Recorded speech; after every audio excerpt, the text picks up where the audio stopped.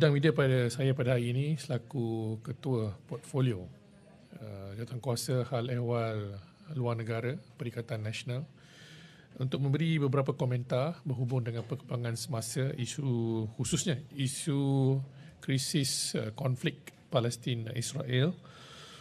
Pertamanya saya mengucapkan jutaan terima kasih pada Wisma Putra dan Kerajaan Malaysia kerana membulatkan tekad untuk menyertai persidangan UNGA istimewa ataupun tergempar esok hari di New York, khusus membincangkan krisis yang sedang berlaku di Gaza ketika ini. Dan saya yakin dengan kekuatan diplomasi kita seperti mana yang ditunjukkan oleh Yang Amat Berhormat Perdana Menteri dan juga barisan diplomat kita akan membantu usaha kita untuk menghentikan peperangan yang ada di Gaza ketika ini. Walau bagaimanapun, saya khawatir melihat perkembangan yang sedang berlaku ketika ini bila mana di Amerika Syarikat, speaker yang terbaru telah dilantik untuk House of Representatives, Mike Johnson, yang mana antara kenyataan terbaru beliau, sejurus saja beliau mengangkat sumpah menjadi speaker House of Representatives, ialah beliau akan meluluskan, dia akan bantu mengusulkan dan meluluskan bil berkenaan dengan bantuan 100 bilion kepada Israel, kepada Ukraine dan perkara-perkara yang membantu dasar Amerika Syarikat. Dan semalam juga dalam Majlis Keselamatan PBB, usul yang dibawa oleh Amerika diveto oleh China dan Rusia kerana usul tersebut tidak mengambil kira menghentikan pertumpahan darah yang sedang berlaku kini. Malah usul Amerika tersebut berat sebelah kepada Israel, dan ini menunjukkan PBB sudah pun hilang, Majlis Keselamatan PBB sudah pun hilang moralitinya untuk menyelamatkan keadaan ketika ini. Memandangkan Gaza pada hari ini, hospitalnya sudah pun berdepan dengan masalah ketiada makanan dan juga elektrik, kerana bekalan tak sampai-sampai. Jumlah bekalan tak sampai kerana sepadan Rafah ni tidak mengizinkan banyak lagi kontena-kontena untuk masuk. Jadi we are in the brink of a serious genocide. Malah Netanyahu sendiri telah pun memberi amaran pelancaran perang di peringkat Gaza ni akan bermula tak lama lagi.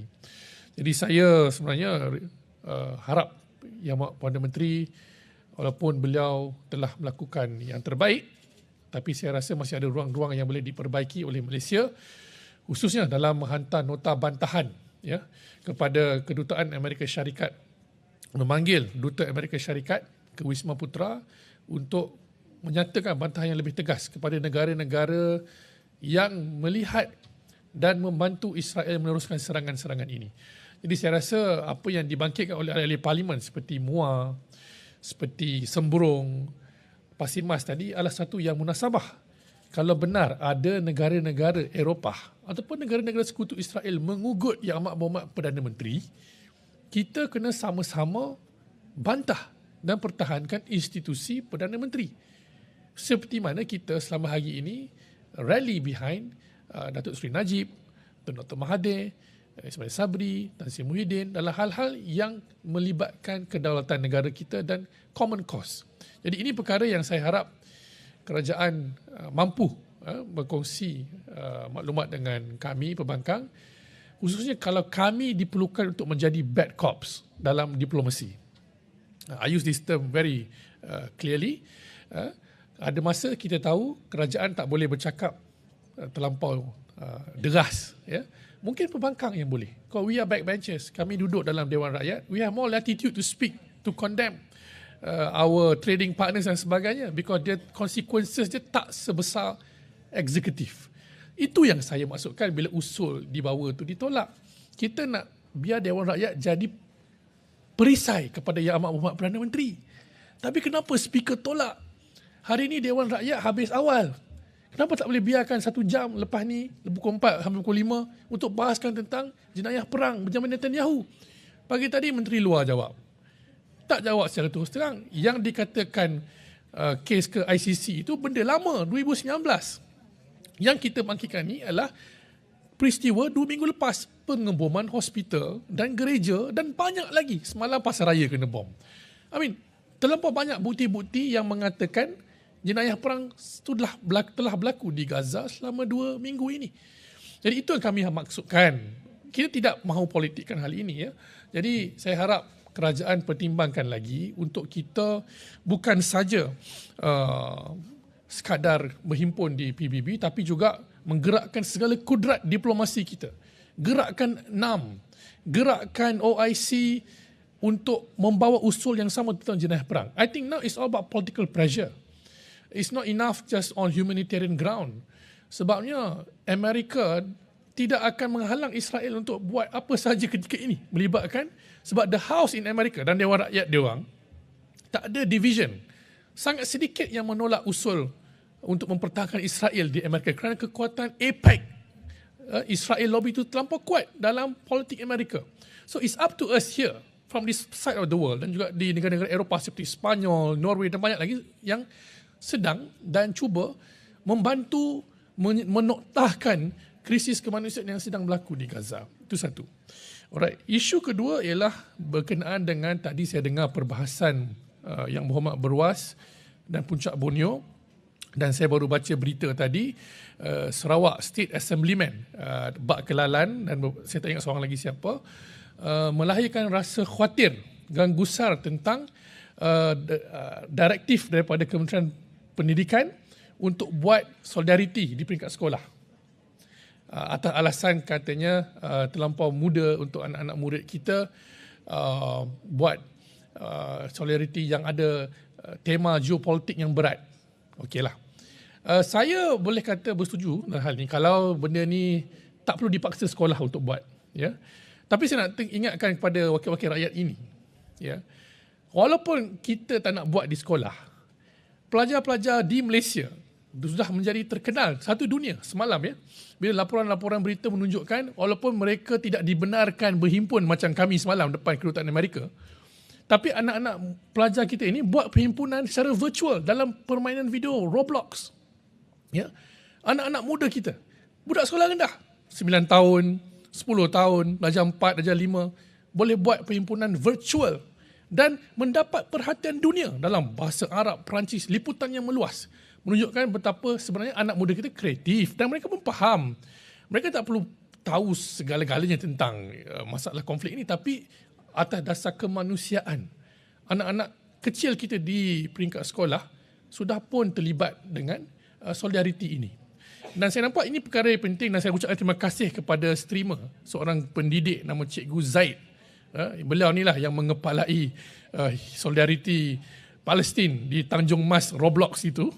Satu perhimpunan yang menarik dan Malaysia terkenal dengan solidariti virtual ini kerana adik-adik ini. Jadi saya ucapkan tahniah dan syabas kepada adik-adik sekolah rendah, sekolah menengah yang bermain Roblox, menggunakan Roblox sebagai satu medium untuk menyatakan solidariti, untuk bertakbir, berdoa, baca kunut nazilah supaya sampailah semua ini asbab kepada perberhentian krisis peperangan di Gaza dan menyelamatkan nyawa-nyawa tidak bersalah di Palestin. Jadi itulah respons saya kepada ahli-ahli Parlimen dan ahli Dewan Undangan Negeri Sarawak yang menyatakan bantahan mereka untuk mewajibkan solidariti isu Palestin ini di sekolah-sekolah. Saya bersetuju, kita tak perlu wajibkan, tapi jangan halang anak-anak muda kita berekspresi sama ada di sekolah maupun dalam atas talian secara virtual untuk kos ini.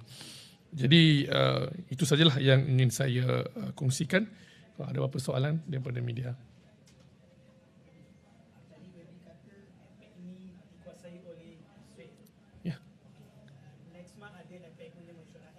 Sorry, I'm not saying APAC, tapi AIPAC, American Israel punya lobby.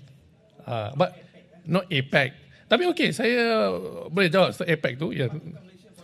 You're right, that's a good question. I'm going there actually. Saya fikir kalau keadaan tidak berhenti, ya, maksudnya esok ada unggah. Kalau katakan usul tidak diluluskan ataupun divetokan, kita patut boycott to send a strong message kepada Amerika Syarikat. Sebabnya Kalau kita tidak bersatu dan bertegas dalam hal ini atas dasar prinsip kemanusiaan yang jelas, Israel akan buatkan apa yang berlaku di Gaza seperti padang jarak padang terkukuh. They're going to level Gaza and commit genocide, clear genocide there. So I think Malaysia, as part of APEC members, can opt out. After all, we have so many avenue of diplomatic avenue that we are part of. Now Indo-Pacific, we have BRICS, we have so many. I think the Prime Minister can be present in many other avenue. But for this time alone, I'm sure this could be an exception for Malaysia. This is my view, a strong view that I would take, for Malaysia to leave or to not to be part of APEC as a sign and show of solidarity with our Palestinian brothers and a strong protest towards America, towards the US for allowing this massacre to continue. Ada soalan lagi? I like your coverage on Malaysia Kini. Thank you for using a strong headline.